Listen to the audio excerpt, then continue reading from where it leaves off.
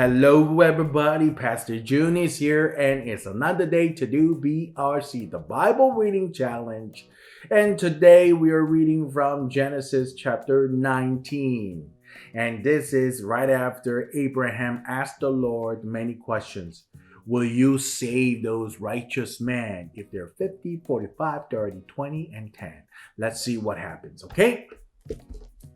Genesis chapter 19. Sodom and Gomorrah destroyed.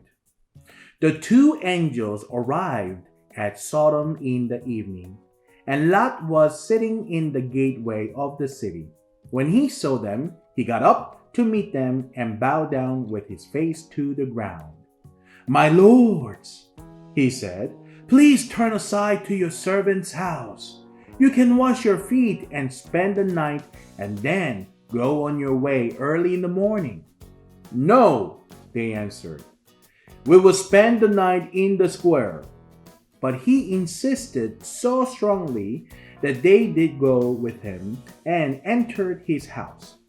He prepared a meal for them, baking bread without yeast, and they ate. Before they had gone to bed, all the men from every part of the city of Sodom, both young and old, surrounded the house.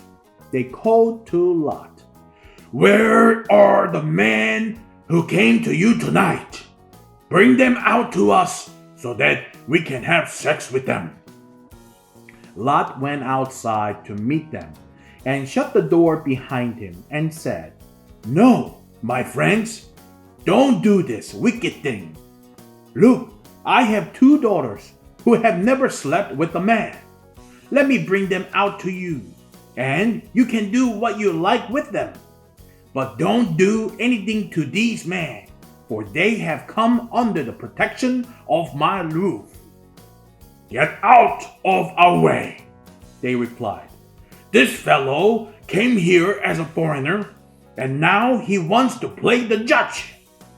We'll treat you worse than them." They kept bringing pressure on Lot and moved forward to break down the door. But the man inside reached out and pulled Lot back into the house and shut the door. Then they struck the men who were at the door of the house, young and old, with blindness so that they could not find the door.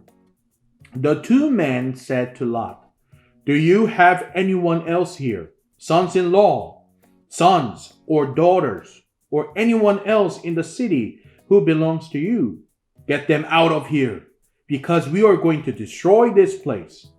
The outcry to the Lord against its people is so great that he has sent us to destroy it." So Lot went out and spoke to his sons-in-law, who were pledged to marry his daughters.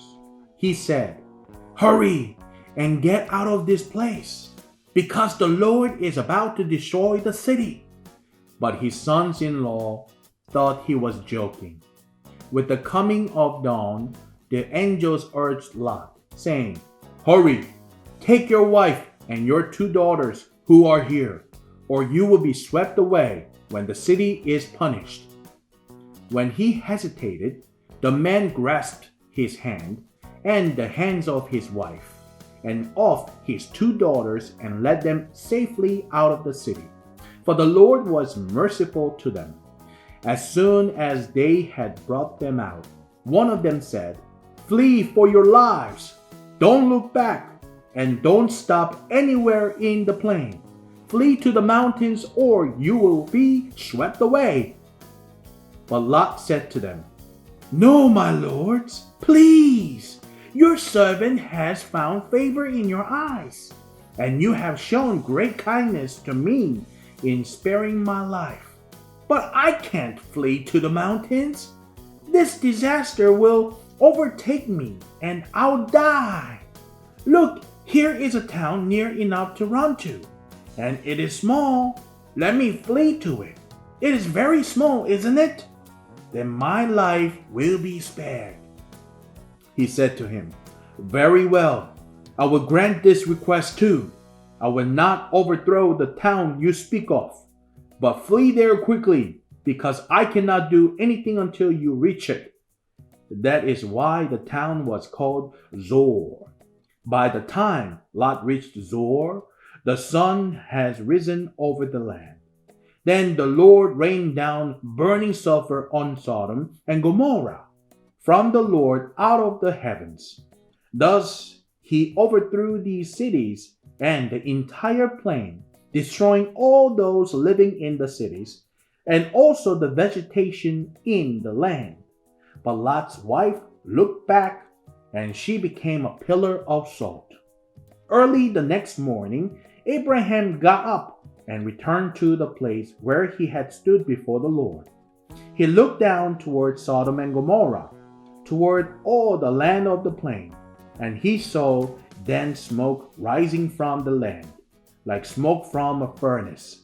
So when God destroyed the cities of the plain, he remembered Abraham, and he brought Lot out of the catastrophe that overthrew the cities where Lot had lived.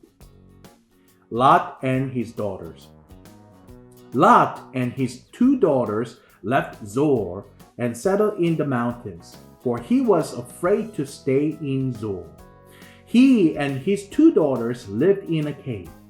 One day, the older daughter said to the younger, "Our father is old, and there is no man around here to give us children, as is the custom all over the earth. Let's get our father to drink wine, and then sleep with him and preserve our family line through our father." That night, they got their father to drink wine, and the older daughter went in and slept with him. He was not aware of it when she lay down or when she got up. The next day, the older daughter said to the younger, "Last night I slept with my father. Let's get him to drink wine again tonight, and you go in and sleep with him so we can preserve our family line through our father." So they got their father to drink wine that night also, and the younger daughter went in and slept with him. Again, he was not aware of it when she lay down or when she got up. So both of Lot's daughters became pregnant by their father. The older daughter had a son, and she named him Moab. He is the father of the Moabites of today. The younger daughter also had a son, and she named him Ben-Ammi. He is the father of the Ammonites of today. Amen, everybody. And that was Genesis chapter 19. And you guys did a great job, and I'll see you next time. Bye-bye.